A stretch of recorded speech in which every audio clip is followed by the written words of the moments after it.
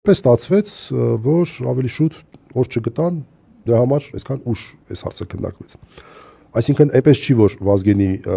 կալանքը երկարացվել է, Նարեկինը փոխվել է, այս մասով Վազգենի հետ կապված որոշում չունենք։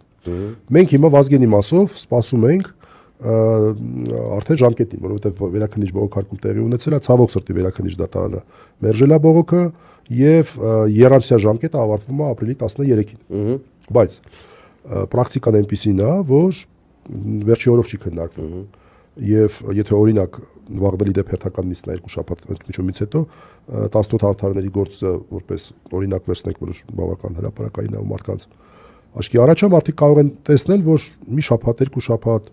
նույնիսկ 20 օր առաջ կարող է քննարկվի։ Հիմա մենք ունենք ապրիլի 2-ին դատական նիստ։